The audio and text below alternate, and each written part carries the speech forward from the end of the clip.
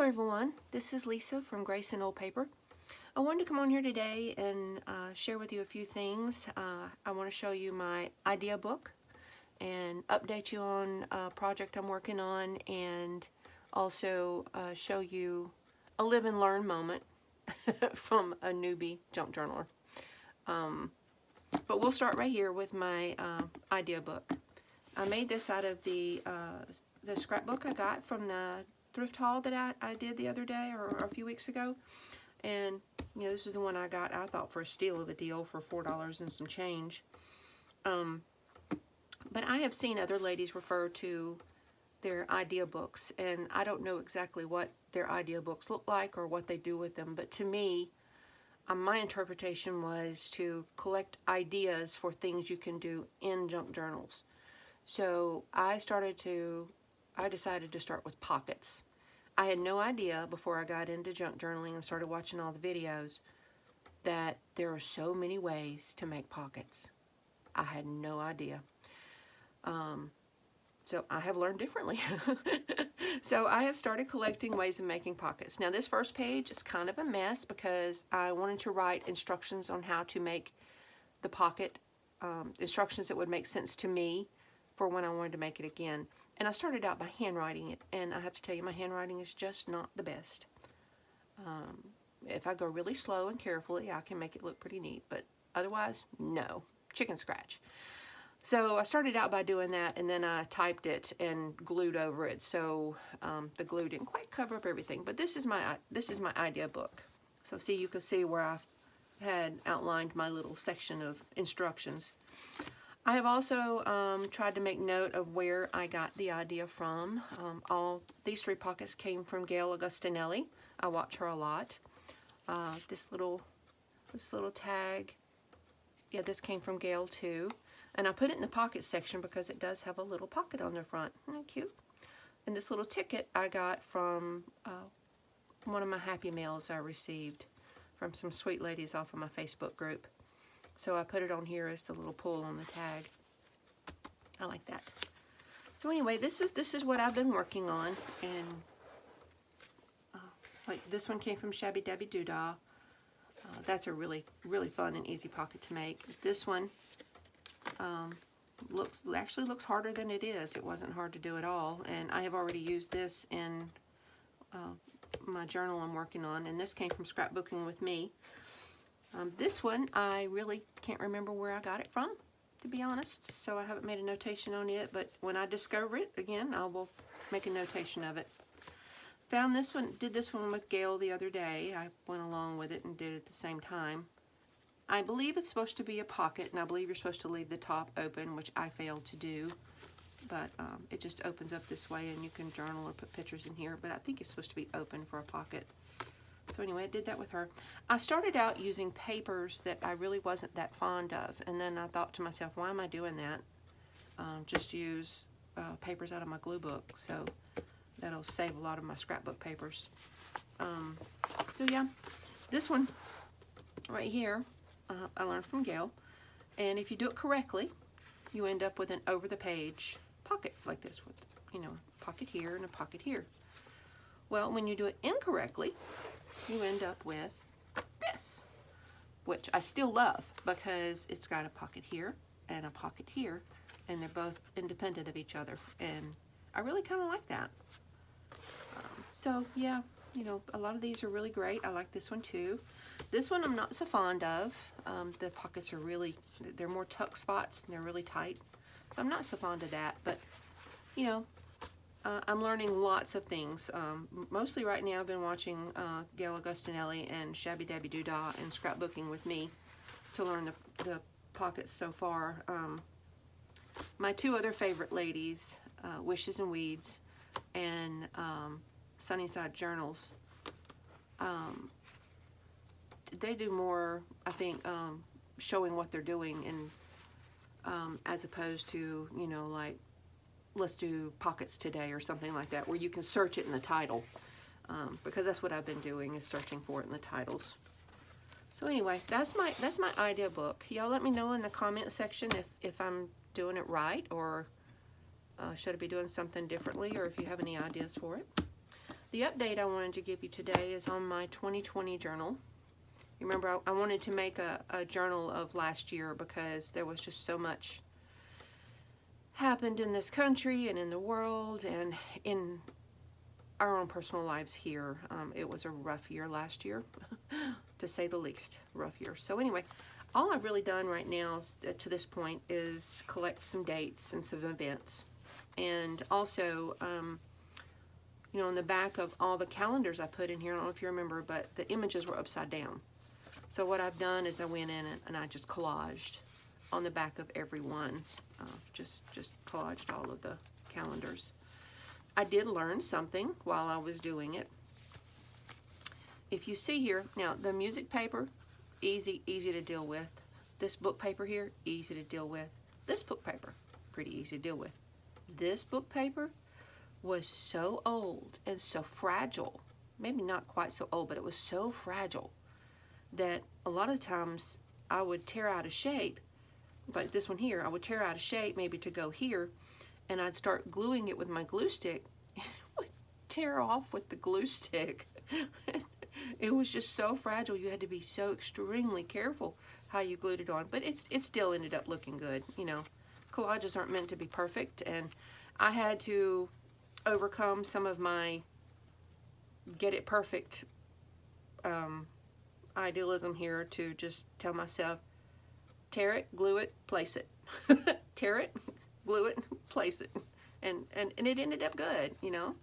That's what collaging is. It ends up good. I especially like this one on December. Joy, my heart is full of joy. I like that one. So anyway, that's my update on my 2020 journal. Oh, no, one other thing I was thinking about doing. I can't decide whether I want to write things on the actual dates on the calendars or if I want to journal it somehow. And I thought about doing these, you know, that flip down and you can write in them. Maybe make a little booklet in it. So I thought about doing that. Y'all let me know what you think. I may do both. I could do both. So anyway, that's my ideas for that. Okay. Now my live and learn moment. The only completed junk journals I have done have been the paper bag journals. I've done several of those, like quite a few of those. And then I'm working on my 2020 journal. And, oops, just dropped some. So I've also, you know, been working on the kind of memory journal of my in-laws that passed on several years ago. They had quite the love story. Well, my live and learn moment is to do with this journal. You know, I made the book. I love the cover. I love the image I chose. It just, to me, says love. You know, loved everything about it. It wasn't perfect, but I loved it. I still love it. Got all my signatures sewed in and then started putting things in. One of the main things we wanted to put in as a family is their love letters. Before they got married, he lived in Atlanta, Georgia, and she lived in a little town a little outside of Birmingham, outside of Birmingham, Alabama, and they wrote to each other at least once a week. I think sometimes twice. So between the months of January and April 1954, before they got married. And they're so sweet, and so we wanted to include the letters. Well, I've already done a few pages, and then I pressed their letters in my book press. Now, the letters she wrote were on full-size notebook paper for the most part, and she was a prolific writer. She wrote, you know, quite a bunch to him, and so most every letter was 3 pages long. And so I had to kind of like fold and fold to get them in here. So as a result, we end up with this.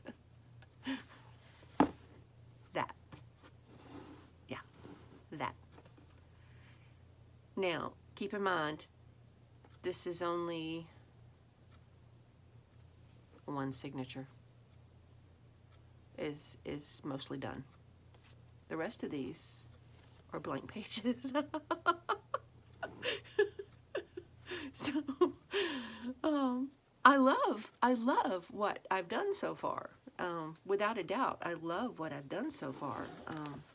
And you know, it's just, to me, the stuff I picked out and everything I did so far, I just love. You know, I may have showed y'all this before. This is a picture of them. Just so sweet. And I decorated the back. And this is a poem and then a picture of them. And it's a blurry picture, but I love it anyway. It's just so sweet. I've got images of him before they got married. I think he was a teenager here. Young man. He had went to Rock City.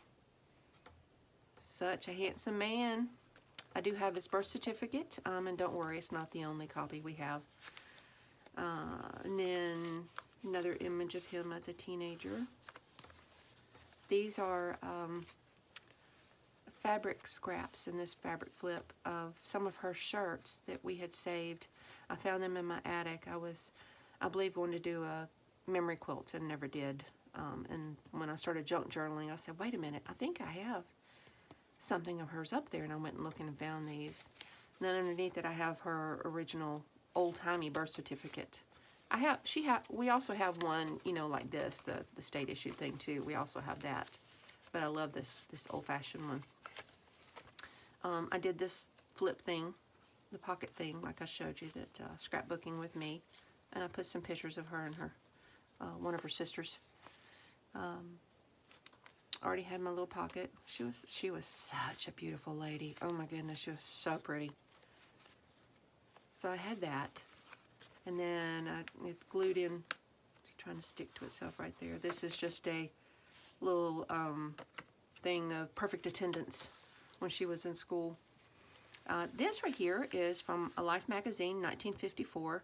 I'm trying to use all of my ads and things like that I'm using in here are from 1954, the year they got married. I wanted to keep it all in that year. Even, you know, later in their life, I still want to use the 1954 stuff. But in her papers, we found these.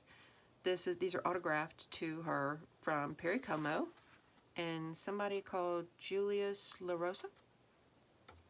So I thought that was pretty cool. We thought that was funny that she had those in there. In her papers, had kept them all those years. So anyway, and then these are ads from the 1954 magazine. Really thought these were cool because, like, this shirt here they're advertising is $1.98. $1.98. These are $2.98. Amazing, huh? This right here is her 8th grade graduation certificate. For some reason she had that in her papers. Right here starts the letters. I got this from one of my scrapbook packs. It's got a fancy little letter post box. So this is where it starts the letters, and like you see, some of them are folded, and they're just full of sweet things, you know. But I have all these letters. Oh my goodness. I've left some scrapbooking room. Scrapbooking, listen to me. I'm still in the scrapbook terms. Left some journaling room from my junk journal. Left some more blank pages. This is an old 1954 image or ad. So I've had to fold them. This is a map of Georgia where he was living at the time. So anyway, I've got all of these letters that was saved. Eventually she switched to this beautiful stationery. Love it. So I have saved we got all these letters, and they go all the way till 4 days before they got married. They eloped. Both of them wrote a letter the day before, on the 4 days before they got married. Both of them wrote a letter to each other. And in neither one of those letters did they say anything about getting married. Which I think is hilarious. And we don't have anybody to ask. There's really nobody left to ask about, you know, what went on back then or anything. So that just shows you, you know, write down family history when you can, because, you know, there may be somebody along the line that wants to know these things, that is interested. But I've got a few pages left in this signature. to do the marriage certificate and write about that kind of stuff. And then that will be finishing that signature. So that signature is alone is huge. I mean, just chunky. And then I've still got all these beautiful pages left to use and fill up. And I don't know, I don't know what to do. Like when I finish, if I keep going and finish it, it's liable to end up that big. And so how do you store something like that? So do I keep going and just let it be this way? And let it be just this big, huge, chunky filled thing? Or do I separate it somehow? Do I, take it apart, make a new spine for it, maybe a bigger spine? I don't really want to separate it into different journals. That's the thing. That kind of breaks my heart to even think about that, because I wanted this to be them, from early till when first she passed away and then he passed away. And that's what I wanted this to be. But so I hate the thought of separating it into different journals. I wanted this to just be something that my grandchildren and their children can sit down and look through and know these people and know what they were like. But please, if y'all, if you have any suggestions or anything, put it in the comments. Give me some advice. This is my live and learn lesson as a newbie junk journaler, is overestimating the amount of stuff that you want to put in a journal. Because if I had realized how big this was going to be, I would have went ahead and made a big spine to start with. I had researched and I had learned how to do it. I made this myself. Admittedly, it's too full and too big, so now it's puffing out. But, I had the capability of making a bigger spine, and if I'd known, I'd have done that to start with and maybe cut down on the number of pages back in here somewhere. But help. So anyway, advice would be lovely. Yeah. So that's my idea book and my update and my live and learn moment. But I do want to start sharing with y'all something that I love. I had an idea on my Pinterest board, and my daughter saw it and made it for me at Christmas. And I call them my happy rocks, which I know that sounds weird, but I had seen a picture on Pinterest of these things sitting in a windowsill, and I just thought they were hilarious and cute. So I'm going to start sharing one with y'all every so often. So there you go. Y'all have a happy day. May God bless you and keep you safe.